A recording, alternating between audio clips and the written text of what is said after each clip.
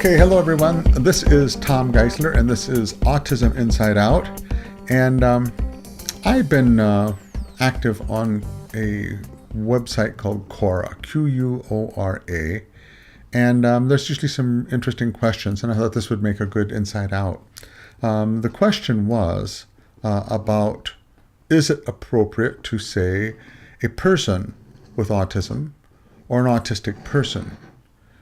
This is my asthmatic cat. This time of year is hard on him. And he's here just helping me. So anyway, the question then is, which is appropriate? This is my thought on it. Really, I understand that people want to be respected.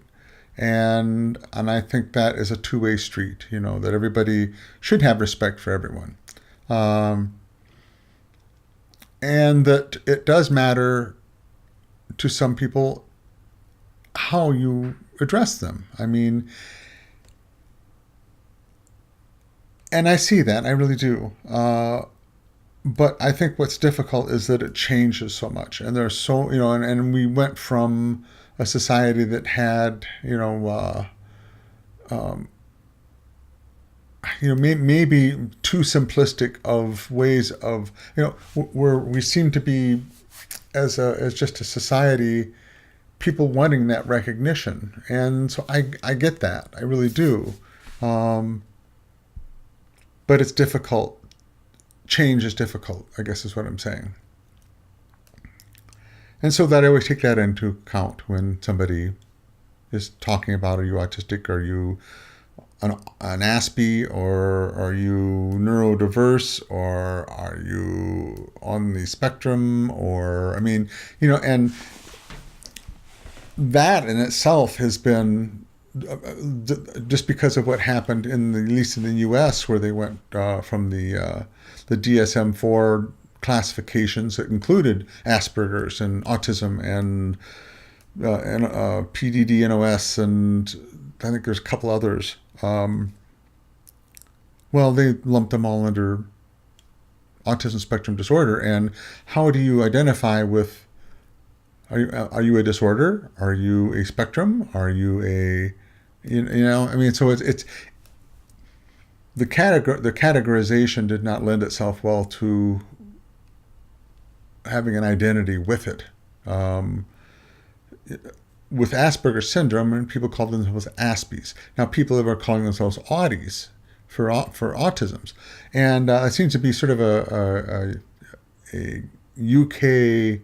I'm not sure if that's where it came from, but I see that more used in probably Canada and UK, and it's being more used here because I think people are like, what am I? What do I call myself? Because there is a need to identify with that. I think it's a personal thing. For me, it is. I went so long thinking I was neurotypical, and it's almost like I'm breaking my old habits. No, I'm not neurotypical. I'm autistic. No, I'm not neurotypical. I'm an Aspie. And so it reinforces a really profound change in my life of what I even call myself. But this gets back to the point of person with autism or an autistic person. I think there's a little difference. That's a different question to me. It's not my identity. It's how people perceive autism is set by that term. Because you are your neurology. You're not a person that's neurotypical. You are neurotypical. You're not a person with autism, you're autistic. And where I think that is misleading is that, and this has been my experience, I've worked around people who are deaf, blind, developmentally disabled, multiple handicapped, whatever you want to, blah, blah, blah, blah, all the different terms, and some of those are now, don't call me that. But there is, first of all, the names constantly change. What is correct, and maybe rightfully so, because we tend to use medical models, and so you are developmentally or actually that's more correct now, but you're mentally retarded. No, then you have Down syndrome. You see, I mean, it becomes this thing like, wait a second, no, you're looking at a disability, you're not looking at a person. That's really, I think, what it boils down to. Back to the whole thing, though, about autism and being called autistic is that's not insulting. That's not an insulting label. That is in a sense, a definition of who I am. I am, say, an autistic person. I am a person that is autistic.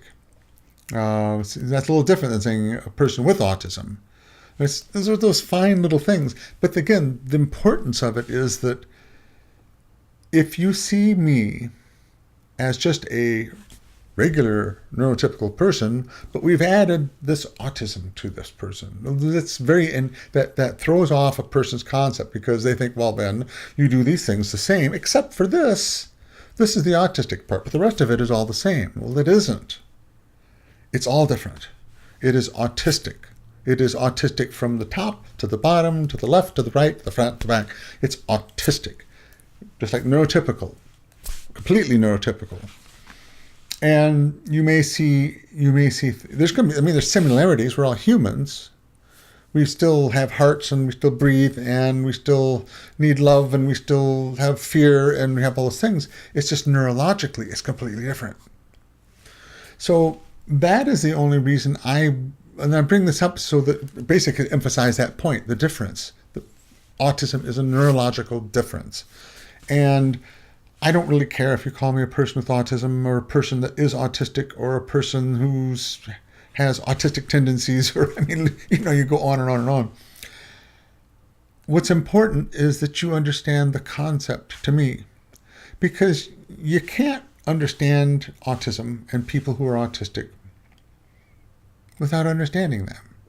And that is the highest form of respect to me, is that you are open-minded, that you, and I don't expect people who are neurotypical to understand autism like a person who's autistic. I mean, I've been at this for 15, 16 months, daily, constantly thinking about it, constantly, the transition is something that's constant. The attention to myself, and it's constant. So I've been at it for 16 months constantly, and I still have just touched the surface of what autism is. I don't expect a person who's neurotypical to spend an hour studying autism, but I would hope. And I think maybe that's where the whole need for the respect of what you call a person comes from, is that we realize you're not going to become an expert in autism. But it's important then for us to establish or to dismiss the misunderstandings, the wrong concepts about who we are. And I think that's the bottom line of what's important in all of this. So, it's not so much what you call me. It is that you understand and try to understand. This is sort of off topic, but it goes both ways. Autistic people don't really understand neurotypical people. We don't live your life. We don't feel. We don't sense. We're not neurologically in tune with the world like you are. And you're not neurologically in tune with the world like we are. And so we've got a lot to learn from each other. And I guess that's all I really have to say on that. I hope that was a little helpful to understand that perspective. So this is Autism Inside Out, and that's all I've got to say. Thank you very much.